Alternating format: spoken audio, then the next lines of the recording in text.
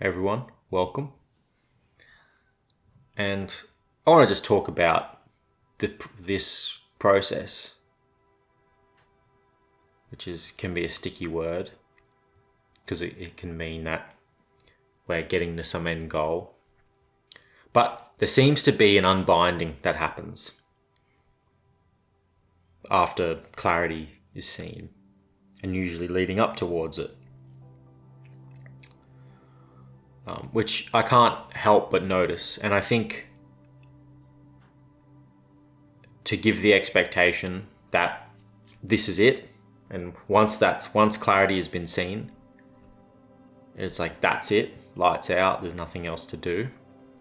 And there's not anything to do but like that things are going to be perfect onwards. And that you're just going to be in a place of supreme peace constantly. I think is an expectation that some people get, especially if they've watched videos of the one-on-ones or just through watching these videos, and perception is like, oh, I do a couple sessions and then there's freedom. And I think some people, it can work like that. But a lot of people, that expectation gets them stuck. Because the second they start suffering, they think they've lost something or something's gone wrong in the process. Or something has gone wrong with their insight. And then, the seeking starts back up again.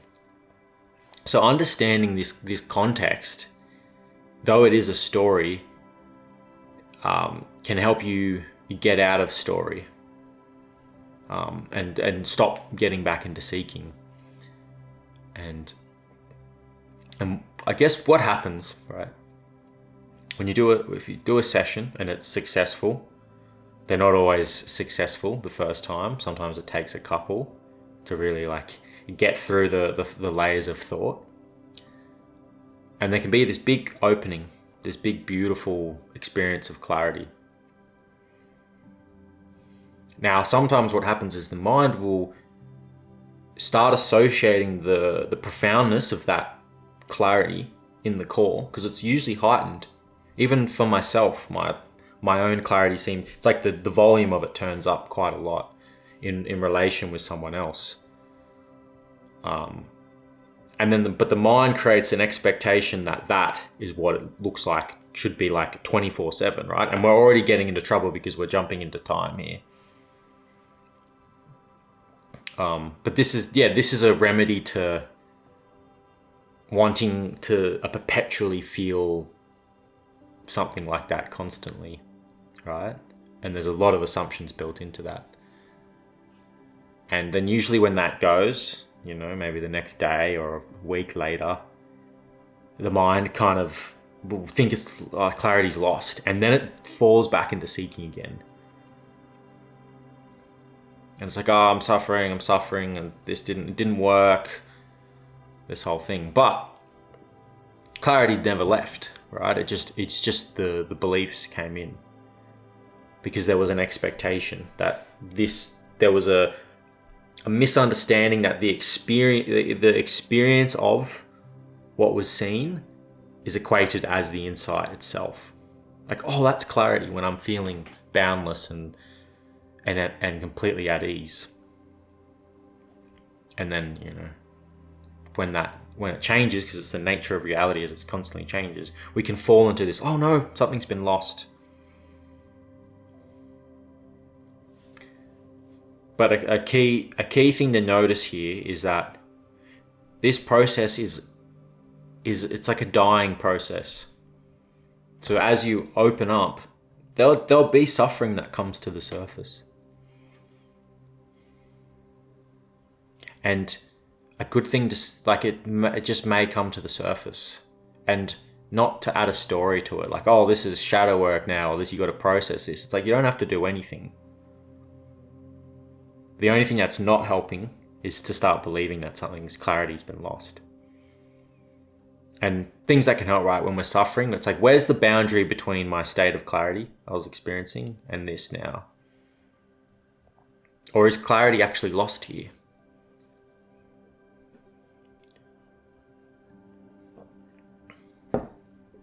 Or what's this suffering without relating to it in any way?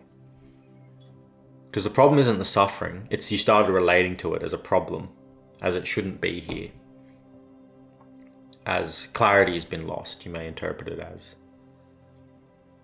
But it's just it's a sensation. It's a feeling that's arising.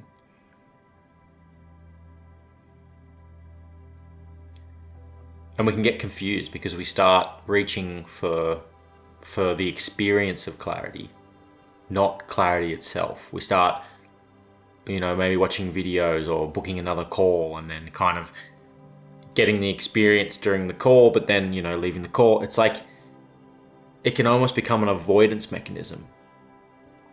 And then you're just bouncing out of these highs of clarity and lows of suffering.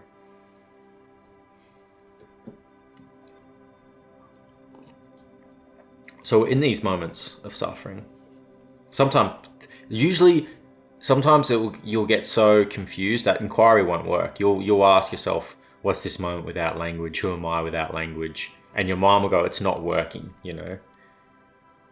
because it's not producing an experience like before. Or it'll go, oh no, it's not, like this clarity's gone. I need to have a deeper insight. All these thoughts, right? And notice you're just believing thought after thought. And there can be this big flutter, and then you sink deeper and deeper because now you think you've lost it and you got to get it back. It's really confusing territory. But you just have to notice that this is all mind. And trying to find clarity or somewhere to land, or usually it's trying to find some way to orient to it, some way to land.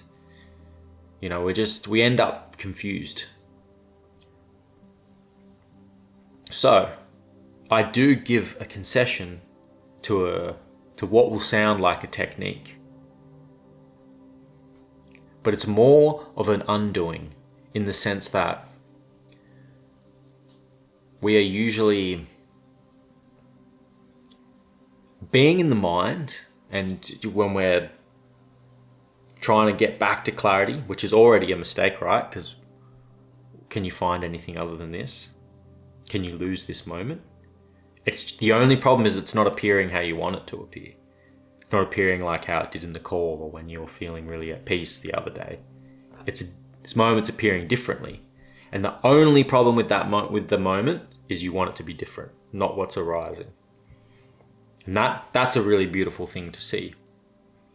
But I don't even know where I was. But, we're in the suffering and we're in our head and we're trying to solve the suffering, whether externally, right? Well, sometimes there's an issue that needs to be solved. I'm not saying don't solve your problem, but the internal reaction to it, the internal suffering that's being felt, we start trying to resolve it through the mind, through other videos, or we want to avoid it completely through just, binge watching Netflix and eating food or whatever kind of habit you use to escape suffering. Not that it's always used to escape suffering, but when you feel uncomfortable and then you just go on your phone and scroll, that there's a avoidance going on, which is okay sometimes.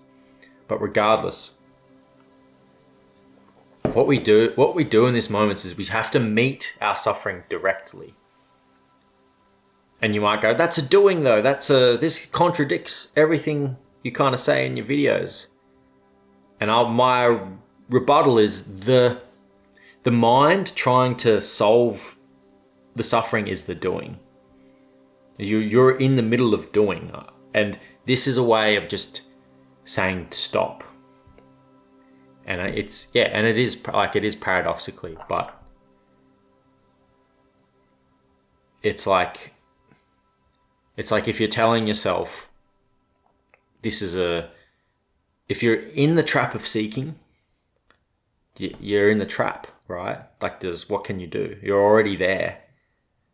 And so what we do when we're suffering is we just meet it directly. And that means not trying to solve it. It's literally just going to the sensation of what you're feeling. And not with time, not with to get rid of it.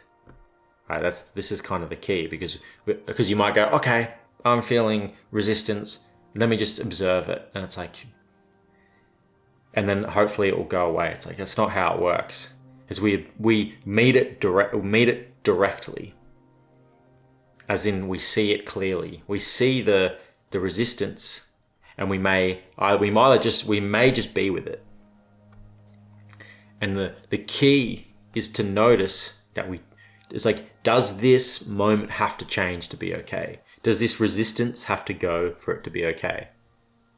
And there may be a big yes, right? And just notice that that's a thought. That's just another thought. And notice that even the feeling you're calling resistance, the word resistance, is a thought that's been enmeshed over a sensation.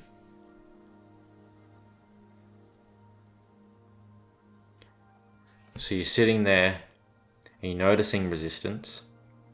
You're in mind, you're in seeking. Because there's resistance, and it's just meeting it directly. And I know it's contradictory, but it's just like, I notice with people, it's like they're just spinning their wheels trying to solve the resistance externally through videos, through calls, and nothing work. It gets to a point where nothing kind of works. Or maybe temporarily, you have a call, you feel good, and then the resistance, the suffering returns. And so that it kind of, if this will resonate, if you're in a place where you feel like you've exhausted all your options, you've had sessions, you've had clarity, but there's something still feeling off. There's still triggers and resistance arising. Not that there's an expectation that will drop, but this is just what to do in those moments. Because if you're in intense resistance and thought and seeking, you're already doing something. So if you're going to do something that, and it's, yeah. So anyway, I won't go too much into the argument for it, because just try it out. And just because there's no one and just clarity doesn't mean you can't do anything. So yeah, don't get too lost in the semantics of it and how, it doesn't line up to experience. Because notice all that thought, the arguing, oh, that's seeking, or this isn't, like, this is contradictory. What's that hiding from? Like, what's going on there? Because you'll notice that we're constantly bouncing out of resistance into the mind. Chasing good feelings and experiences, even with awakening, even with seeing clearly.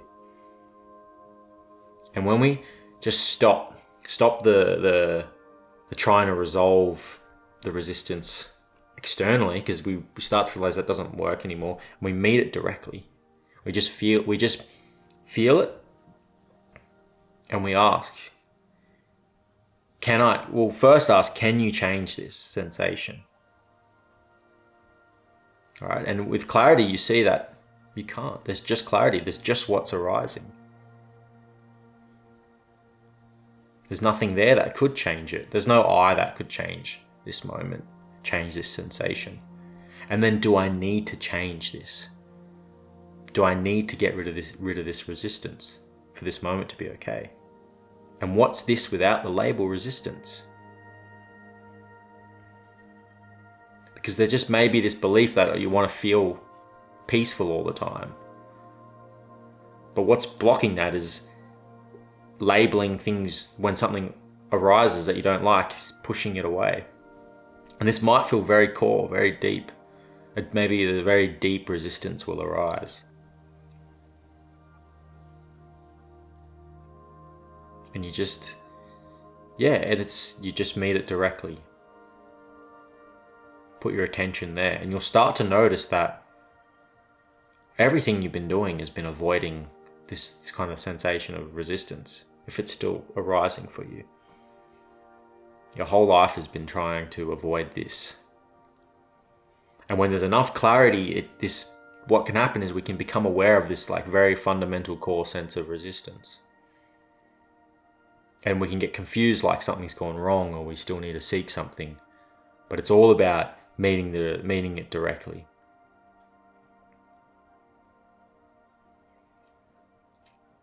That's why I love this question. What's this moment without it needing to be more? That kind of, to me, sums up the whole path. But yeah, the fundamental kind of illusion that makes us suffer. And if we can see this clearly, because sometimes it's just like, it just takes meeting resistance directly. And I know it sounds contradictory, but if you're in a position where you're clear but you're still suffering, there's not anything left to do. You can keep saying this is it or whatever, and if it's not working, and or you're still feeling resistance, is a better way to put it, that's all you can do.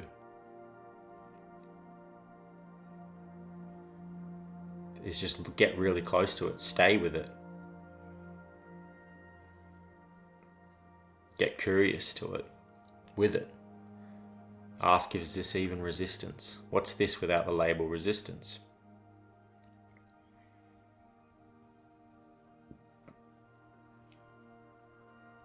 And that clarity starts to permeate it.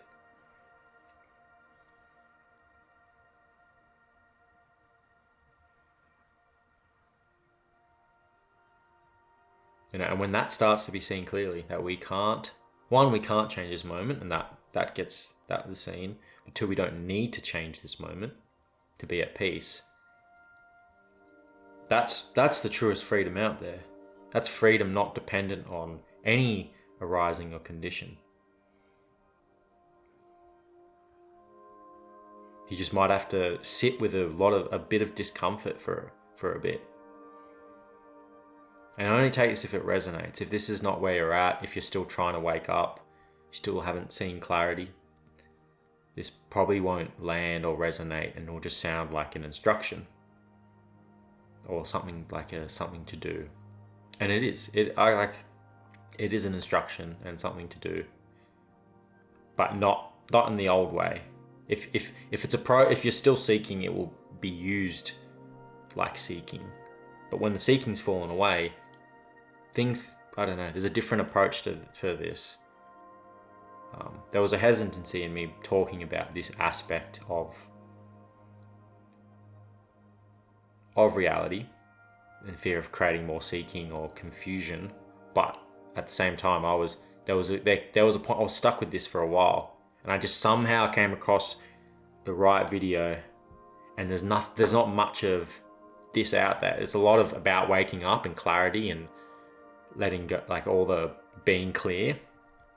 But yeah, when the remnants of resistance, of the remnants of, call it, I don't know, the sense of separation, the remnants of that can be like a wheel of resistance and suffering.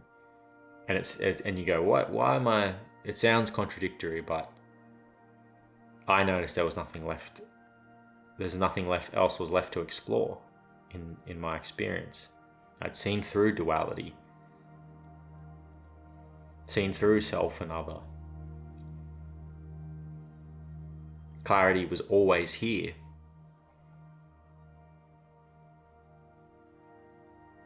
But it's almost like it didn't settle into the body or something. Like the body hadn't quite caught up to what the mind was seeing. But it was still tensing up and reacting.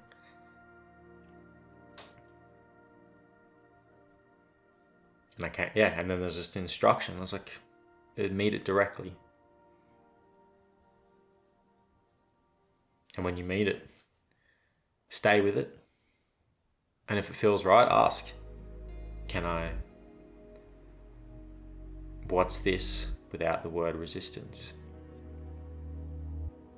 Can I mitigate this? Can I change this? Do I need to? Is it necessary? And if that just causes more suffering, just stay with it without words. Meet it without words. That's the key to this, is meeting it without words. which isn't out of line with the teachings. It's just a bit more directional.